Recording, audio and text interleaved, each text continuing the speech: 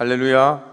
우리 이렇게 믿음으로 고백하고 또 교제했으면 좋겠는데요. 이렇게 인사하겠습니다. 해피 추석 되십시오. 해피 추석 되십시오. 여러분, 오늘 여러분은 일부 예배 참석을 안 하셔서 잘 모르지만 오늘 일부 찬양 때도 굉장히 신나게 찬양을 하셨습니다. 또 오늘 2부 찬양 때도 마찬가지로 아주 명쾌하고 아주 시원하게 찬양하셨는데 왜 그랬을까요? 추석 때문에 그런 거 아닐까요? 아닙니다. 그만큼 예수님을 사랑하기 때문인 줄로 믿습니다.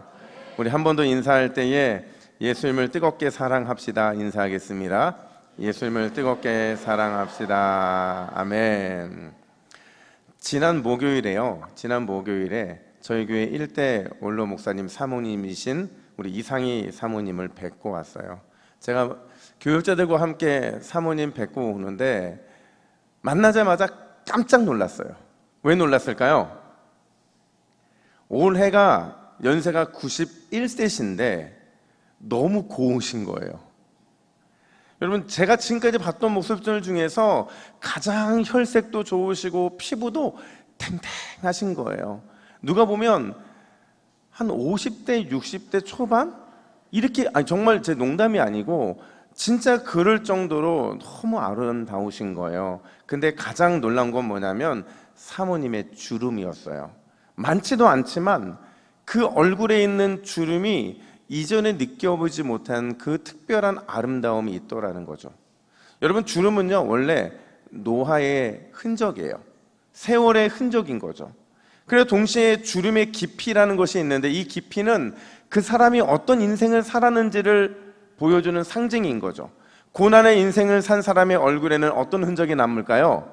고난의 흔적이 남겠고, 행복한 인생을 산 사람의 얼굴에는 행복의 흔적이 남게 돼 있는 거예요. 근데 분명히 사모님 고생 많이 하셨을 텐데 그 주름이 너무 아름다운 걸 보면서 저희가 위문차 방문을 했다가 오히려 위문을 받고 돌아오는 그런 느낌이었다라는 거죠. 사무엘 울만이라는 시인이 있어요. 이 시인이 뭐라고 말을 하냐면 이렇게 말합니다. 육신의 나이는 피부의 주름살을 만들지만 삶의 열정이 식어버리면 영혼의 주름살을 만든다. 이렇게 말을 해요. 여러분, 육신의 나이, 그에 따른 주름살이 문제라는 겁니까? 우리의 영혼에 생긴 주름살이 문제라는 겁니까? 그렇죠. 왜냐하면 내 영혼에 주름살이 생기는 순간 그 영혼은 병들 수밖에 없기 때문에 그래요. 영적으로 퇴보할 수밖에 없기 때문인 겁니다. 그런 의미에서 이번 명절을 보내시면서 특별히 부산에 있는 이 시간 동안에 여러분의 영혼의 주름살이 펴지게 되시기를 주님의 이름으로 축복합니다. 그냥 펴지 마시고 뜨거운 다리 위로 완전히 팍팍 펴서 정말 여러분들의 영혼이 주름살 하나 없이 탱탱한 영혼 되시기를 주님의 이름으로 축복합니다. 여러분, 오늘 본문의 여호수아, 이제 그 역시도 주름 가득한 할아버지가 되었어요. 분명히 출애굽을 할 때만 해도 여호수아는 청년이었거든요. 근데 그 청년의 시간이 40년 광야의 생활을 하면서 흘러가 버렸고, 또 가나안 정복 그 전쟁을 마치는 지금 그는 주름 가득한 할아버지가 되어 있더라는 거죠. 자, 여러분 한번 상상해 보세요. 여호수아의 얼굴에 있는 주름, 과연 그의 주름은 어떤 모습일까요? 할아버지가 된 여호수아의 얼굴 주름을 이해하려면 우리는 그가 지금까지 어떤 인생을 살았는가, 어떤 삶을 살았는가를 좀 살펴봐야 되는데, 그가 역사에 처음 등장했을 때 그는요 2인자였어요. 누군가의 헬퍼였다라는 거죠. 그게 누구예요? 모세였죠. 그래서 늘 여호수아 앞에는 수식어가 있었어요. 어떤 수식어예요? 모세의 시종이라는 수식어가 있었죠. 시종답게 새벽부터 늦은 밤까지 모세의 명령에 늘 순종하는 삶을 살았죠. 모세가 가는 곳마다 늘 동행했고, 모세가 하는 모든 말을 귀담아 들었고, 모세의 행동은 물론이고 그의 표정까지도 여호수아는 늘 주목하고 또 주목할 수밖에 없었다라는 거예요. 물론 그가 모세를 이어서 이스라엘의 1인자가 되었을 때, 완벽한 리더가 되었을 때, 그때 그는 다른 모습을 보였느냐? 아니라는 거예요. 달라진 게 하나도 없다는 거예요. 여호수아 11장 5절은 1인자가 된 그의 모습을 이렇게 증언합니다. 우리 여호수아 11장 5절 말씀 같이 읽습니다. 시작. 여호와께서 그의 종 모세에게 명령하신 것을 모세는 여호수아에게 명령하였고 여호수아는 그대로 행하여 여호와께서 모세에게 명하신 모든 것을 하나도 행하지 아니한 것이 없었더라. 아멘. 분명하고 확실하게 말하죠. 1인자 여호수아는 2인자 때와 달라진 것이 없었다. 과거 모세를 통해 하나님의 말씀이 떨어지면 온전히 순종했던 것처럼 지금도 여전히 하나님의 말씀이 떨어지면 온전히 순종하는 삶을 살았다. 이게 바로 1인자가 된 여호수아의 변함없는 모습이더라는 거예요. 근데 신기한 건 뭐냐면 제가 일전에 이런 의문을 제기한 적이 있었는데 여호수아는 그렇게 대단한 순종의 사람이었거든요. 위대한 영적인 지도자였어요. 근데 여러분, 그랬던 대단한 사람이 이 세상에 사라지고 없어졌을 때 사람들이 그를 기억하기 위해 보통 뭐를 그리느냐? 성화를 그리잖아요. 그래서 그 성화를 그려서 기념하는데 신기하게도요, 여호수아에 대한 성화는 거의 존재하지가 않습니다. 어떤 사건들 속에 여호수아가 등장하기는 해요. 근데 여호수아를 배경으로 한, 주인공으로 한 성화는 거의 등장하지 않더라는 거예요. 도대체 그 이유가 뭘까? 제가 이런 추측을 해봤어요. 여러분, 여호수아가 늘 누구와 동행했다고 말씀을 드렸어요? 그쵸, 모세와 동행했죠. 계속 모세만 바라보고 모세의 입만 바라보고 모세의 행동만 바라보고 있었으니까 늘 바라보다 보면 누구를 닮아요? 바라보는 사람, 모세를 닮기 때문이라는 거죠. 그래서 굳이 여호수아를 그릴 필요가 없지 않았을까, 이런 추측을 해본다는 거예요. 다시 질문이요. 여러분, 모세를 닮은 할아버지 여호수아, 그의 얼굴의 주름은 과연 누구와 닮아 있을까요? 모세와 닮아 있을 거라는 거죠. 아마도 순종의 깊이를 보여주는 영적 거장의 주름이 그의 이마에 있었을 것이고 하나님의 성품을 그대로 받아내는 은혜의 주름이 그의 모습 속에 있었을 거라는 거예요. 근데 여러분, 오늘은 주름 얘기를 해서 주름으로 끝날 본문이 아니라 그 멋진 주름을 가진 할아버지 여호수아, 그의 마지막을 함께 살펴볼 텐데, 그가 하나님께 부름을 받기 전에 세겜에서 마지막 유언, 마지막 설교를 남긴다는 거예요. 과연 그가 세겜에서 남긴 이 마지막 유언, 마지막 설교에는 어떤 영적인 의미가 담겨 있는 걸까? 첫 번째로요, 함께 따라할까요? 완전하신 주님 앞에. 아마도 여기에 지금 부산을 방문하신 분들이 많아서 우리 스타일을 잘 모르시는 것 같아요. 우리 성도님들 우리 스타일 아시죠? 다시요. 완전하신 주님 앞에 매일 결단 또 결단해야 합니다. 여러분, 오늘 본문은 이렇게 시작합니다. 14절에 보니까 그러므로 이제는 이렇게 말을 해요. 이거를 본문의 상황에 맞게 또 원문에 맞게 재번역해보면 결론적으로라는 거예요. 여러분, 결론이 14절부터 시작이 된다는 것은 앞선 1절부터 13절에 그 결론에 이르게 만들었던 과정이 등장한다는 겁니다. 그리고 그 과정을 통해서 결론적으로 결단을 요구하고 있는데, 과연 앞선 1절부터 13절은 어떤 내용이냐? 우리가 잘 부르는 찬양 중에 이런 가사가 있어요. 지금까지 지내온 것은 누구의 은혜라고요?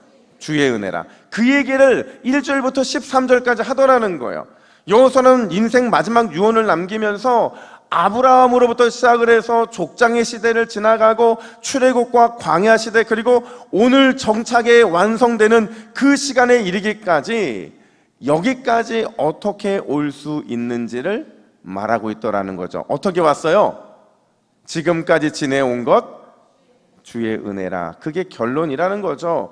어떤 믿음의 조상 한 사람, 특별히 아브라함과 이삭과 야곱의 능력 때문도 아니고 영적인 지도자였던 모세와 아론, 여호수아의 힘과 권세 때문도 아니더라는 거죠.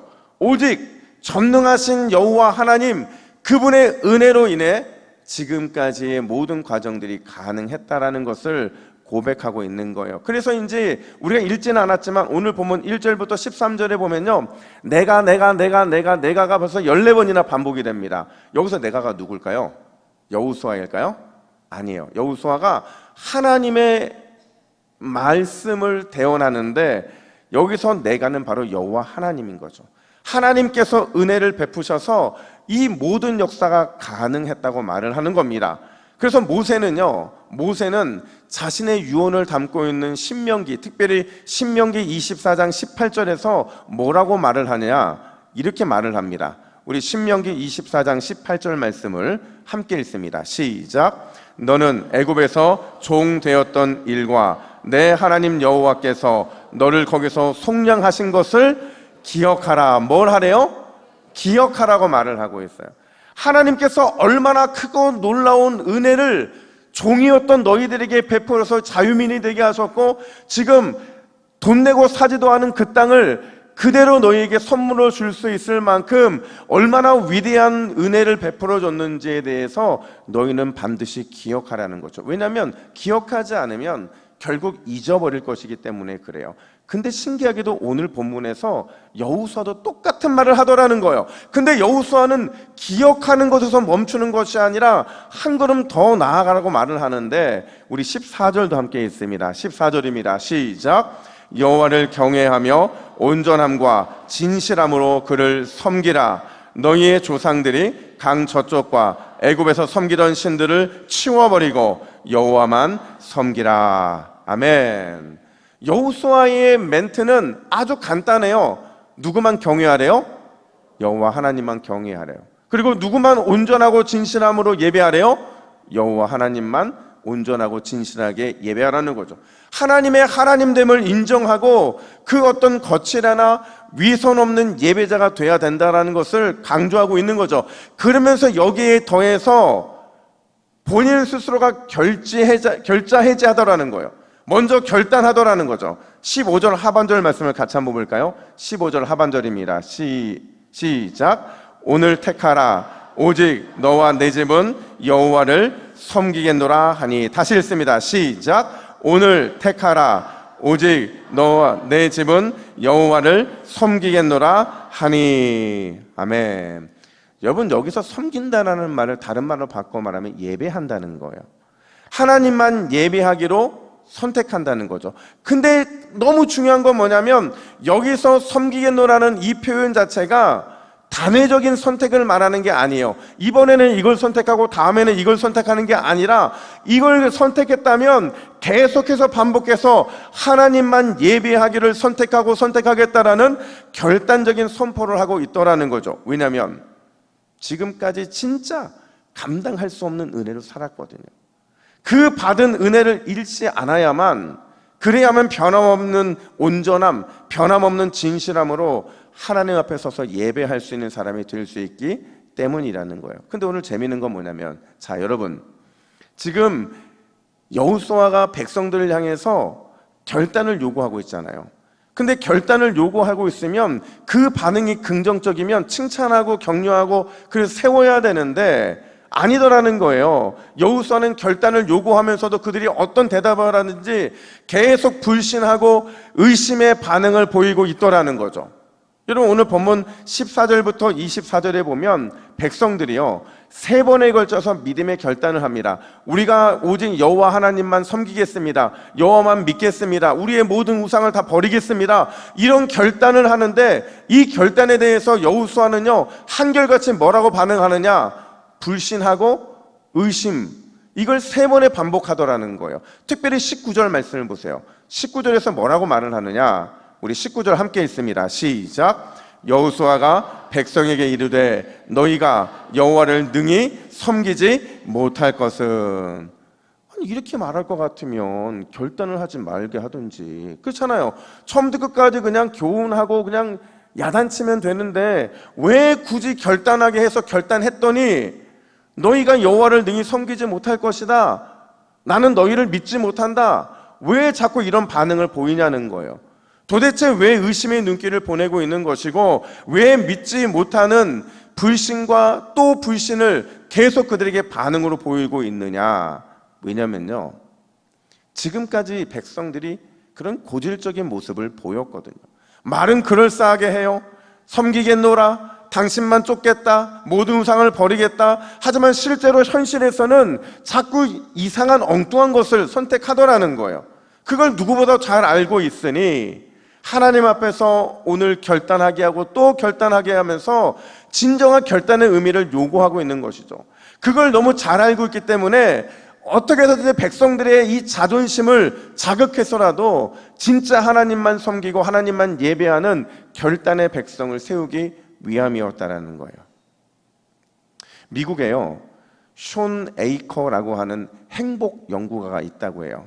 이 사람이 뭘로 유명하냐면 20초의 법칙이라는 것으로 유명해요. 이게 어떤 법칙이냐면 이런 겁니다.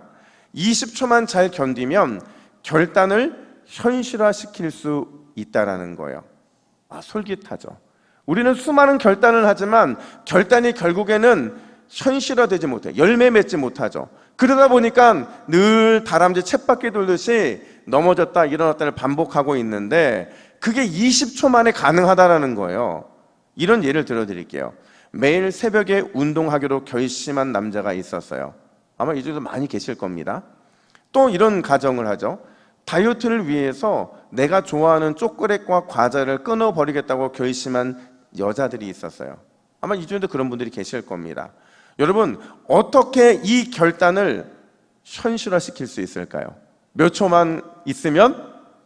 20초만 있으면. 무슨 말이냐면 처음에 20초, 아침에 일어나자마자 20초만 굳은 결심 꺾지 않고 운동복으로 갈아입고 나갈 준비만 할 수 있으면 성공할 수 있다는 거예요.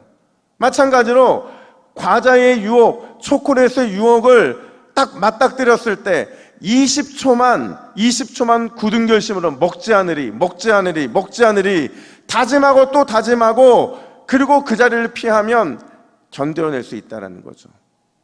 작심 3일이 아니라 작심 일주일도 작심 1년도 가능한 게 바로 이 20초의 법칙이라는 거예요. 근데 제가 이걸 보면서 이게 신앙과도 연결되는구나 이 생각이 들었어요.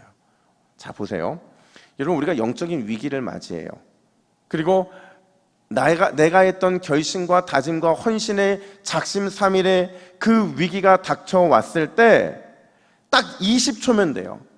그냥 20초만 되는 게 아니라 20초 동안 십자가의 예수님을 바라보면 딱 20초 동안 언제나 신실하시고 권능의 팔로 함께 임마누엘 해주시는 하나님의 은혜를 묵상할 수 있다고만 한다면 우리의 영적인 위기와 작심 3일의 위기는 반드시 넘어설 수 있다는 거죠. 내 안에 부정적인 마음이 생겼어요. 내 안에 미움의 마음이 생겼어요. 내 안에 불안한 마음이 생겼어요. 두려움이 생겼어요. 믿음이 약해졌어요. 딱 20초만 예수님의 십자가를 바라보고 딱 20초만 권능의 팔로 임마누엘 해주시는 하나님의 은혜를 묵상하면 여러분, 우리 앞에 있는 모든 위기와 영적인 장애물을 반드시 무너지게 될 줄로 믿습니다.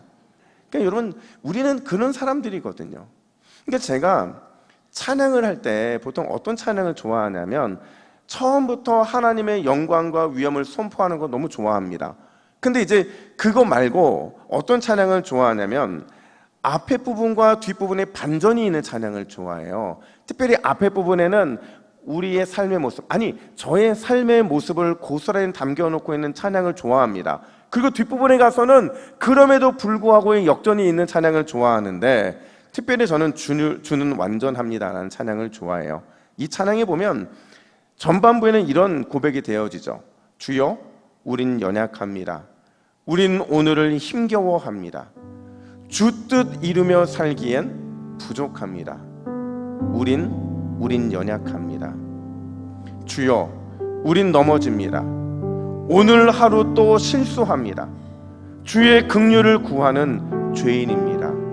우린 주만 바라봅니다. 우리 삶 아닙니까? 연약하죠? 그래서 오늘 하루를 살아가는 게 너무 힘겹죠. 주님의 뜻을 어떻게 이루어야 내가 부족한데, 연약한데, 넘어지고 실수하기 반복이죠. 그러니까 우리는 주님의 긍휼이 없으면 설 수 없는 죄인, 그것에 불과하다라는 거예요. 근데 여러분, 이 찬양이 제가 너무 좋은 이유는 그럼에도 불구하고 우리가 결단으로 나아가면 주님의 한없는 은혜가 넘친다는 겁니다. 반전의 역사가 있다는 거죠. 우리 함께 이 찬양 같이 해볼까요? 한없는 주님의 은혜, 한없는 주님의 은혜 온 세상 위에 넘칩니다. 가릴 수 없는 주 영광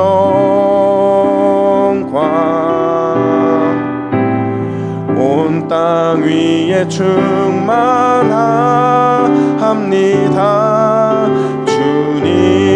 주님만이 길이 오니 우린 그 길 따라갑니다.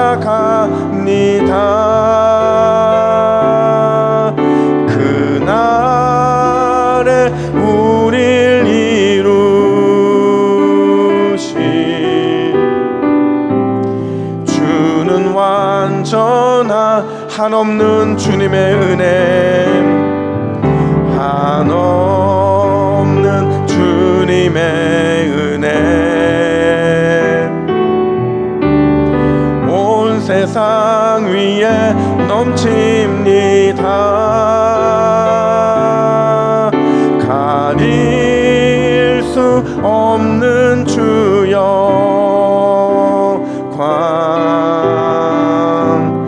온 땅 위에 충만합니다.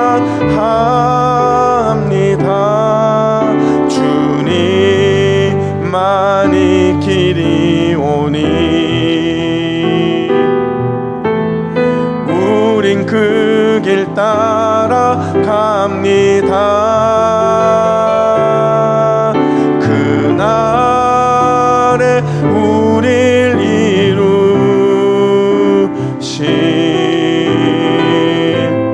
주는 완전합니다.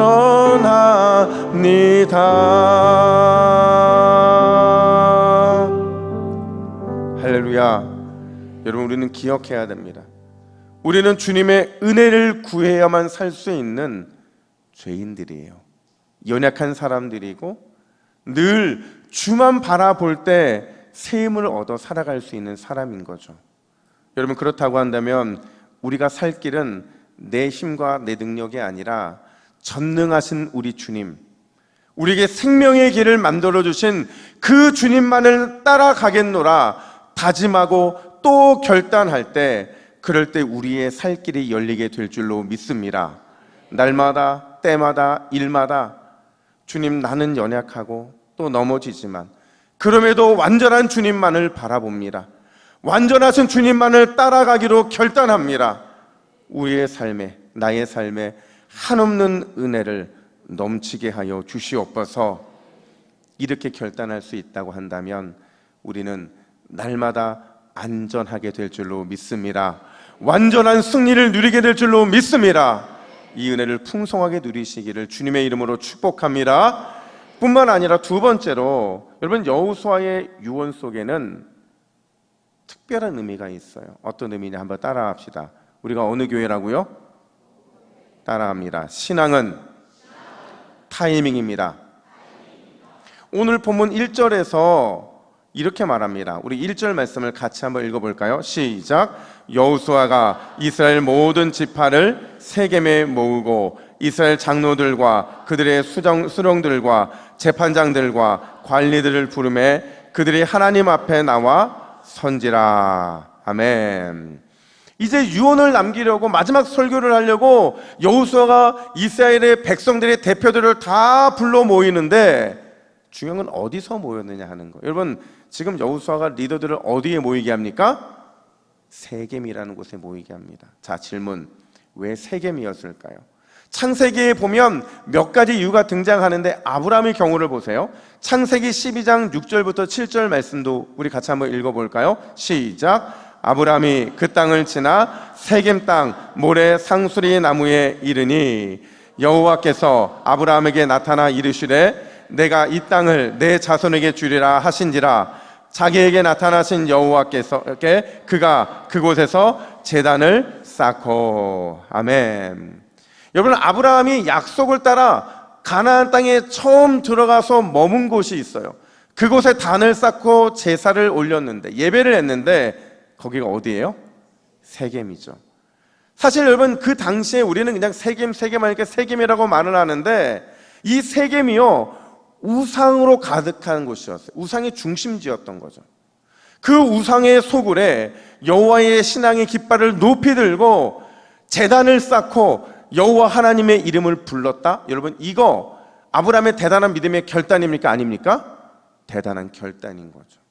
어마어마한 결단인 거예요. 다 적이에요. 다 우상들을 섬기는 적들인데, 그 적들의 적진 한가운데 들어가서 여호와를 섬기고 여호와의 이름을 부르기로 결단하고 있는 이 모습은 정말 대단한 아브라함의 믿음의 결단이더라는 거죠. 그런 의미에서 아브라함에게 세겜은 어떤 곳이에요? 믿음을 결단한 곳이더라는 거죠. 근데 이 결단의 의미가요, 야곱에게 있어서는 좀 더 확장되게 되는데, 여러분, 야곱에게 세겜은 너무나도 중요한 장소입니다. 형 에서를 피해 도망갈 때 그가 베델에서 어떤 소원을 하느냐, 창세기 28장에 보니까 나를 평안히 다시 아버지 집으로 돌아오게 하면 이 베델에 제단을 쌓고 하나님을 예배하겠습니다라고 찰싹같이 그가 약속을 하더라는 거죠. 이게 야곱의 소원이었어요. 그렇게 20년이 지났어요. 형 에서와의 관계가 풀어집니다. 화해가 됐어요. 이제 아버지의 집으로 평안히 돌아올 수 있는 길이 활짝 열린 거예요. 여러분, 이때 야곱이 약속을 지킬까요? 안 지킬까요? 그가 그렇게도 가기로 다짐했던 베델로 올라가서 단을 쌓고 하나님을 예배해요? 안 해요? 안 하더라는 거예요. 안 하고 대신 어디에 머무르느냐? 바로 이 세겜에 머물더라는 거예요. 여러분, 세겜이 아브라함에게는 어떤 의미라고 그랬어요? 결단의 장소였잖아요. 우상의 소굴에 들어가서 하나님만 섬기겠다라는 믿음의 결단의 장소에 그는 그냥 머물기로 결단하고 머물러 있더라는 거예요. 그 결과가 뭐냐면 어마어마한 큰 대가였어요. 여러분, 야곱에게는 가장 사랑하는 딸 디나가 있어요. 그 디나가 세겜에 머무르는 동안에 세겜 사람들에게 아주 몹쓸 짓을 당하게 되는데, 그 디나를 바라보면서 비통함을 끌어안고 비로소 하나님께 회개하며 베델로 올라가는 야곱을 한번 상상해 보시라는 거예요. 자, 여러분, 세겜은 위대한 믿음의 족장들에게 있어서 어떤 의미예요? 세겜 하면 그들이 뭘 떠올려야 돼요? 아브라함에게는 결단이었다고 말씀드렸잖아요. 그러면 야곱에게는 어떤 의미냐? 미루지 말아야 하는구나. 하나님께 약속했으면 즉시 결단하고 무조건적으로 순종해야 되는구나 라는 그 영적인 타이밍에 대한 깨달음을 얻은 곳이 세겜이더라는 거예요. 여러분, 이걸 너무도 잘 알고 있는 모세가 죽기 전에 세겜 땅에 있는 그리심산과 에발산에서 뭘 하라고 유언을 남겼느냐? 축복과 저주를 선포하라는 유언을 남기게 됩니다. 이 사진을 보시면 여러분, 우리는 착각하고 있는데 그리심산과 에발산이 따로 있는 게 아니라요, 세겜 지역에 묶여 있는 겁니다. 세겜 지역에 묶여 있는 그곳에 올라가서 그리심산에서 축복을 선포하고 에발산의 저주를 선포하라는 이 메시지를 유언으로 남겨요. 그리고 그 유언을 이어받은 여호수아가 가나안 성 입성 이후에 세겜 땅에 가서 그리심산과 에발산에 올라서 축복과 저주를 선포하더라는 거죠. 무슨 의미예요? 너희가 하나님 앞에서 어떤 것을 받을지를 너희 스스로 선택하고 결단하라는 거예요. 그리고 심지어 그 결단을 미루지 말고 지금 당장 행해야 된다는 거죠. 왜냐하면 하나님의 은혜는 타이밍이 중요하기 때문에 그렇다는 거예요. 근데 여러분, 재미있는 건 뭐냐면 저는 이 세겜이라는 단어를 잊지를 못해요. 왜 잊지 못하냐면 이 단어의 뜻이 뭐냐? 자, 보세요. 여러분, 세겜 지역 아까 사진을 보여드리지는 않았는데 금요일날 오신 분들은 아마 세겜 지역의 사진을 보셨을 겁니다. 세겜 지역이요, 세겜이 가운데 이렇게 있으면 그 위에 두 개의 봉우리가 있는데 하나는 그리심산이고 하나는 에발산이에요. 여러분, 이거를 여러분의 신체에 비유해 보세요. 뭐랑 비슷해요? 어깨랑 비슷하지 않아요? 그죠? 마치 세겜은 이 가슴에 위치한 것 같고 이 두 어깨의 봉우리에 그리심상과 애발상 같은 느낌이 들잖아요. 실제로 세겜이라는 단어의 뜻이 어깨고 등이라는 의미가 있어요. 저는 이거를 이렇게 영적으로 적용하고 싶어요. 이건 제가 만든 표현인데 우리 화면을 보여주시면 우리 같이 한번 읽어볼까요? 우리 어깨 위에, 자 같이 읽습니다. 시작. 우리 어깨 위에 절대 잊으면 안 되는 위대한 은혜가 올려져 있다. 우리 등 뒤에 즉각적인 순종으로 우리를 떠미시는 하나님의 두 손이 있다. 여러분, 이게 세겜인 거예요. 세겜은요, 우리 위에 위대한 하나님의 은혜를 가득 담겨주시고는 이거 절대 잊으면 안 된다는 거예요. 넘어졌을 때 이거 믿고 이거 의지하고 일어나야 된다는 걸 결단해야 된다는 거예요. 동시에 우리 등 뒤에 머뭇머뭇거리고 은혜의 타이밍을 붙잡지 못하는 우리를 떠미시는 뭐가 있어요? 하나님의 손길이 있다는 거예요. 그래서 우리가 자주 이렇게 은혜의 삶들을 살다가 순간 뭔가 나도 모르게 확 그냥 헌신하는 경우들이 있잖아요. 그죠? 그게 누구 때문에 그런 거예요? 예, 하나님, 세겜 등 뒤에서 우리를 두 손으로 미시는 하나님 때문에 가능하다는 거죠. 사랑하는 여러분, 신앙은 타이밍이라는 사실을 반드시 기억하시기를 주님의 이름으로 축복합니다. 사실 우리에게는요, 오늘 그리고 지금 현재라는 시간밖에 없어요. 왜냐하면 누군가가 이런 말을 했는데 어제라는 과거, 내일이라는 미래는 우리의 의식 속에 존재하는 시간일 뿐이지 실제로 존재하는 시간은 아니라는 거예요. 왜냐하면 어제는 기억하는 시간이고 내일은 기대하는 미래의 시간이기 때문이라는 거죠. 따라서 우리에게 중요한 건 언제라는 거예요? 오늘, 지금, 현재. 이걸 어떻게 사느냐에 따라서 과거도 미래도 결정이 된다라는 거예요. 그렇다고 한다면 여러분, 지금 바로 즉각적으로 하나님을 섬기고 예배하기로 선택하고 결정하시기를 주님의 이름으로 축복합니다.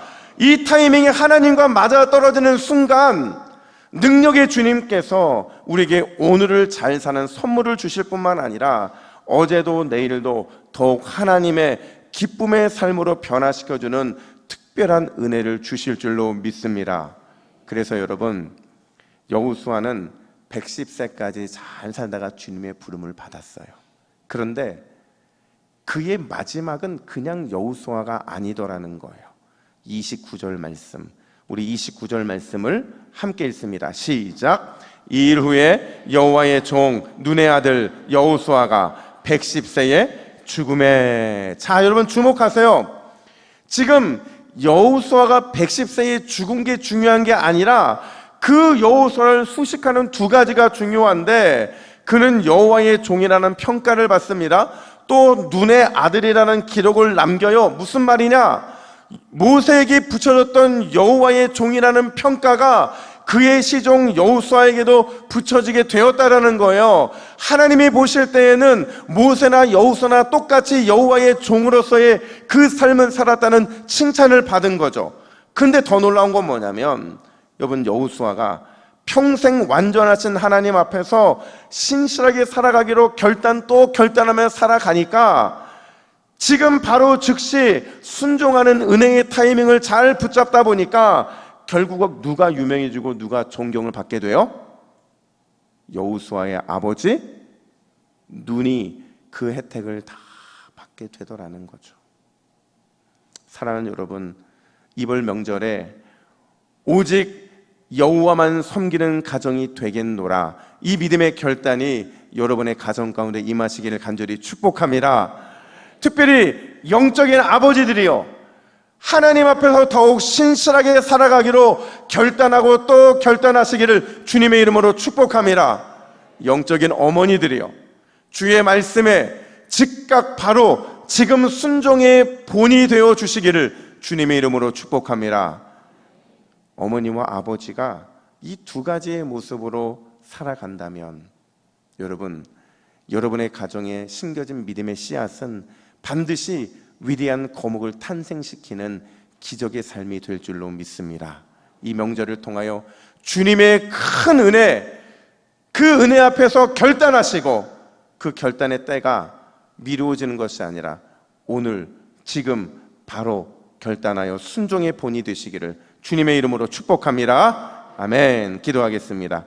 하나님 아버지, 한 번뿐인 인생, 우리는 속히 지나간다는 사실을 기억하고 있습니다. 오직 주님만을 위한 그 일, 그것만이 기억되고 열매 맺게 될 줄로 믿사오니 이번 한 주도 더욱 하나님 앞에서 신실하게 살아가기로 결단하고 또 결단할 수 있도록 우리를 붙잡아 주시옵소서. 주님, 순종해야 한다면 절대 미루지 않게 하여 주시고 주의 말씀에 즉각 바로 지금 믿음으로 순종하여 아름다운 믿음의 열매를 볼 수 있는 우리 모두의 삶이 될 수 있도록 인도하여 주시옵소서. 감사드리며 이 모든 말씀 우리의 소망이 되시는 예수님의 이름으로 기도하옵나이다. 아멘.